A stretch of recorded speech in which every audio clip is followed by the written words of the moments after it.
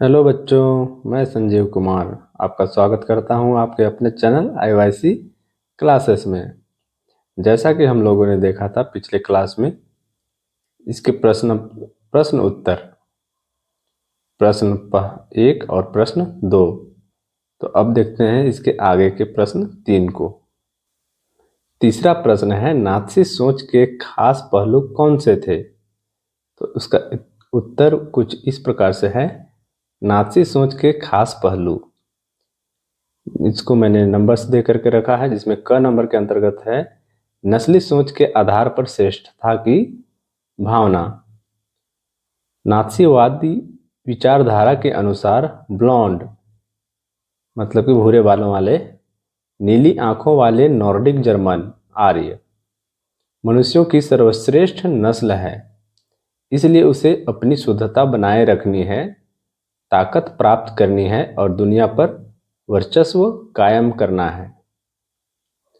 फिर ख में है यहूदियों का विरोध। नात्सी विचारधारा में यहूदी मनुष्यों की सबसे निम्नतर नस्ल है। निम्नतर नस्ल कहने से तात्पर्य सबसे निचला। उनके अनुसार यहूदी केवल पैसे से प्रेम करते हैं। जर्मनी के प्रति उनके मन में कोई प्रेम नहीं है। जर्मनी के सभी समस्याओं का मूल कारण यहूदी ही हैं। फिर ग नंबर में है लेबेंस त्राउम, जीवन परिधि की भू राजनीतिक अवधारणा।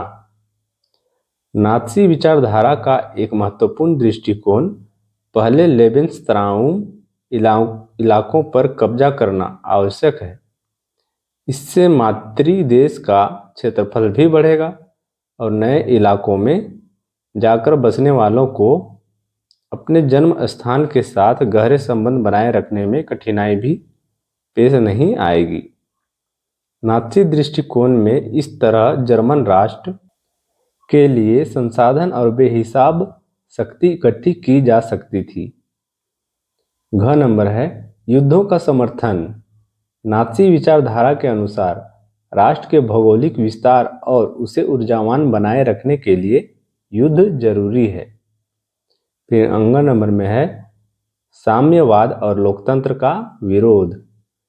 नात्सीवाद साम्यवाद और लोकतंत्र का घोर विरोध था।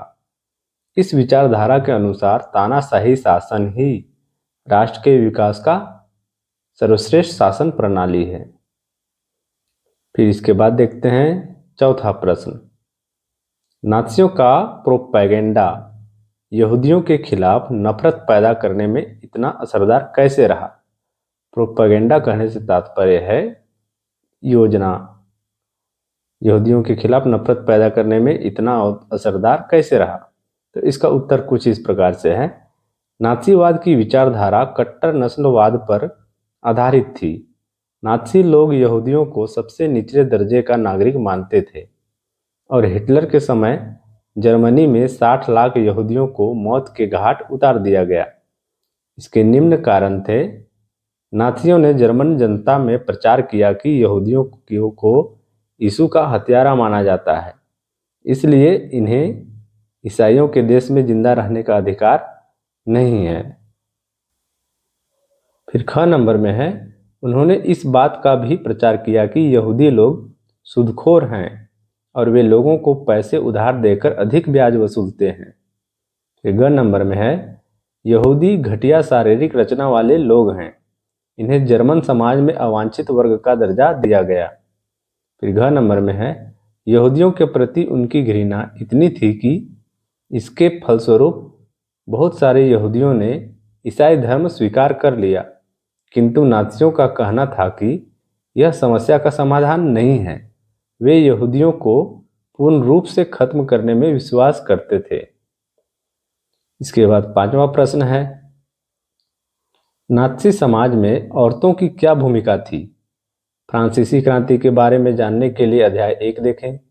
फ्रांसीसी क्रांति और नात्सी शासन में औरतों की भूमिका के बीच क्या फर्क था, एक पैराग्राफ में बताएं। तो इस प्रश्न का उत्तर कुछ इस प्रकार से है। नात्सी समाज की विचारधारा के अनुसार औरतों को पुरुषों से भिन्न माना जाता था। उन्हें पुरुषों के समान या बराबर अधिकार प्राप्त नहीं थे। उनका मानना था कि औरत और पुरुष के लिए समान अधिकारों का संघर्ष गलत है। यह संघर्ष समाज को समाप्त कर देगा। इसी के आधार पर लड़कों को मर्दाना, आक्रामक और पत्थर दिल होना सिखाया जाता था और लड़कियों को कहा जाता था कि उनका उत्तरदायित्व एक अच्छी माँ बनना और शुद्ध रक्त वाले आर्य बच्चों को जन्म देना और उनका पालन पोषण करना है। फ्रांसीसी क्रांति के समाज में औरत को पुरुष के समान समझा जाता था। नाज़ी समाज में औरतों को पुरुषों के समान अधिकार नहीं थे। फ्रांसीसी समाज में नारी स्वतंत्र थी, वह अपने अधिकारों के लिए लड़ सकती थी, जबकि नाज़ी समाज में नारी आज़ाद नहीं थी। उसका काम केवल बच्चे पैदा करना और उसे अपने घर परिवार की देखभाल करना होता था। इसी तरह से देखते हैं अगला प्रश्न।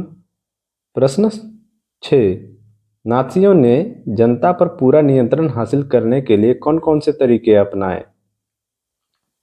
इसका उत्तर कुछ इस प्रकार से है। नाज़ियों ने जनता पर पूरा नियंत्रण हासिल करने के लिए निम्न तरीके अपनाए। इसमें क नंबर में है विरोधी दलों का दमन। हिटलर ने जर्मनी की सत्ता पर नियंत्रण स्थापित करने के बाद विरोधी दलों के दमन की नीति को अपनाया। जर्मनी में नाज़ी पार्टी को छोड़कर से सभी राजनीतिक संगठनों पर प्रतिबंध लगा दिया गया। हिटलर ने यह घोषणा कर दी कि जर्मनी में केवल एक ही दल होगा और वह है नाज़ी दल। ख नंबर में है मीडिया का प्रयोग। नाज़ी विश्व दृष्टिकोण को फैलाने के लिए मीडिया का प्रयोग बहुत सोच समझकर किया गया। नाज़ी विचारों को फैलाने के लिए फिल्मों, तस्वीरों, पोस्टरों, रेडियो और इश्तहारी पर्चों का खूब सहारा लिया गया। पोस्टरों में जर्मनी के दुश्मनों की रटी रटाई छवियां दिखाई जाती थी। उनका मजाक उड़ाया जाता था। उन्हें शैतान के रूप में पेश कर अपमानित किया जाता था। ग नंबर में है शिक्षा, रेडियो तथा सिनेमा पर नियंत्रण। नाज़ीवाद में जर्मनी ने सभी शिक्षण संस्थानों को अपने नियंत्रण में लिया हुआ था और उनमें केवल नस्लीवाद के उद्देश्यों और आदर्शों का ही गुणगान किया जाता था। सिनेमा के जरिए भी यहूदियों के प्रति घृणा फैलाने का काम किया जाता था। फिर घ नंबर में है उग्र राष्ट्रवाद का सहारा। हिटलर ने जर्मनी की जनता पर अपना प्रभुत्व स्थापित करने के लिए उग्र राष्ट्रवाद का सहारा लिया। उसने जर्मनी के लोगों में इस विचार को भर दिया कि उग्र राष्ट्रवादी भावना के साथ ही वर्साई की संधि के अपमान का बदला लिया जा सकता है। फिर अंग नंबर में है राष्ट्रीय संगठनों का गठन। हिटलर ने जर्मनी में नॉर्डिक जर्मन आर्यों के बच्चों के लिए युंग फोक, हिटलर यूथ तथा लेबर सर्विस का गठन किया। इन संगठनों ने हिटलर के उद्देश्यों और आदर्शों को आगे बढ़ने में बहुत योगदान दिया। तो बच्चों, इसी के साथ अध्याय 3 के प्रश्न उत्तर समाप्त हुए। आशा है कि आप लोगों को यह चीज अच्छा लगेगा और आपके सारे प्रश्नों का समाधान यहाँ जो मैंने उत्तर में बताया उससे हो जाएगा। तो बच्चों, यदि आपको यह वीडियो अच्छा लगा हो तो ज़रूर कमेंट कीजिएगा और मेरे चैनल को लाइक, शेयर एंड सब्सक्राइब ज़रूर कीजिएगा। तब तक के लिए आप लोग पढ़ते रहिए। तो मिलते हैं अगले वीडियो में। तब तक के लिए आप लोग पढ़ते रहिए।